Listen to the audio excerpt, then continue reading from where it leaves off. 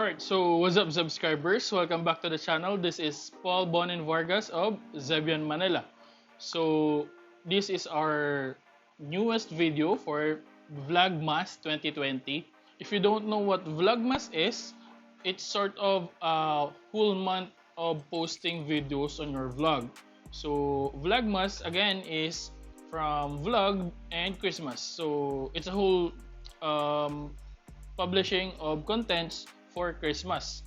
So actually, pwedeng iba-iba yung topic mo, lalo na kung random na vlogger ka, random contents. So since we are into leather crafting, doon tayo magko-concentrate. Bago tayo mag-start ng video natin, shoutout nga pala to Omar Manzano of HONEYGAIN Clothing. And alam ko meron silang bagong release na designs. So go check out their Facebook and Instagram, and also yung sa Lazada store nila. And so since ito yung ano natin, clothing or damit natin, bale yun yung gagawin natin ng video ngayon.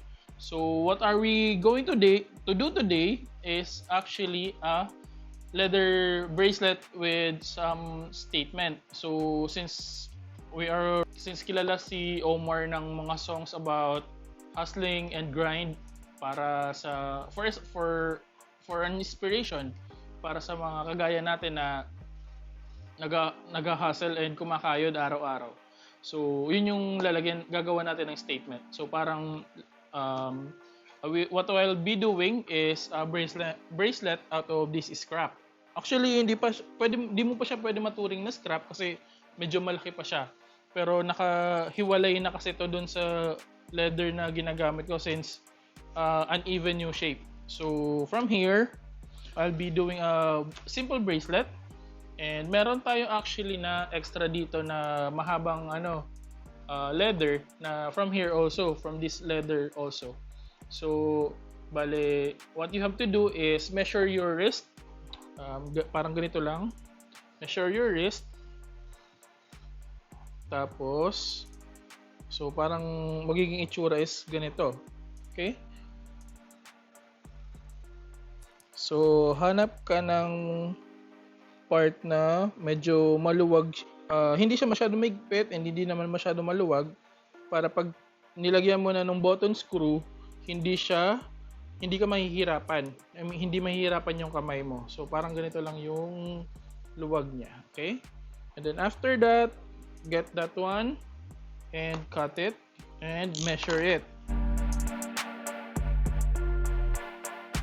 Reminder again, if you're going to do a bracelet, lalo na for personal use, make sure na yung gagawin mong bracelet or yung pangsukat mo is the same leather na gagamitin mo.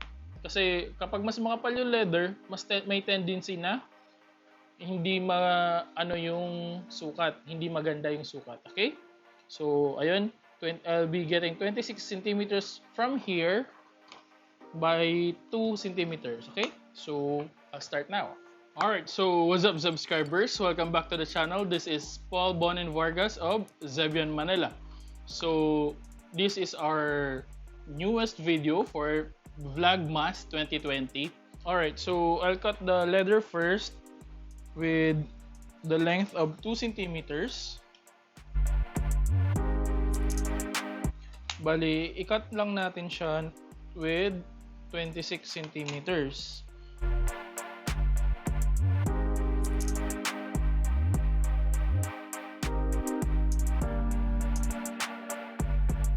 And again, hanap ka ng piso or coins and i-curve out lang natin yung dulo.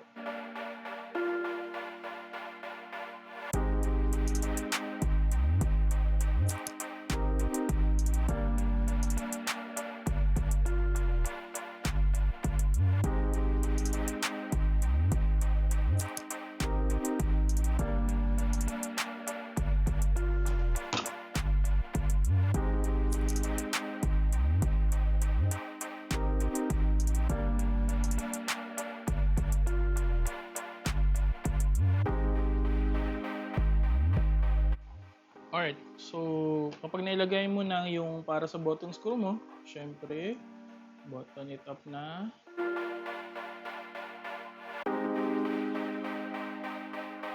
Dito tayo maglalagay nung words natin, nung statement natin. So, what we will be doing is the word hustle.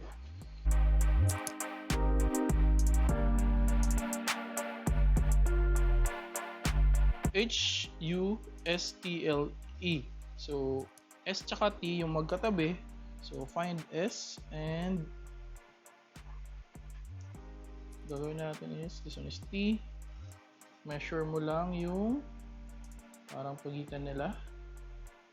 So, actually, kahit hindi masyadong gitna-gitna.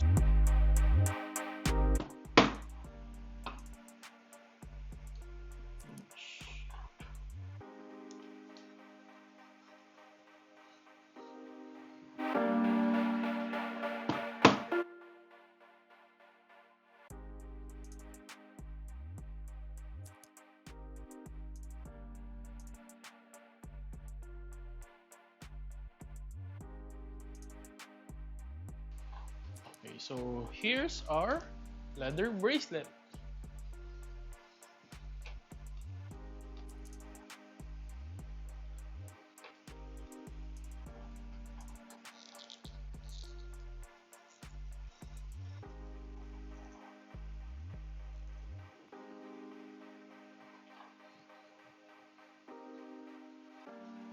Alright, so again, here's our hustle bracelet.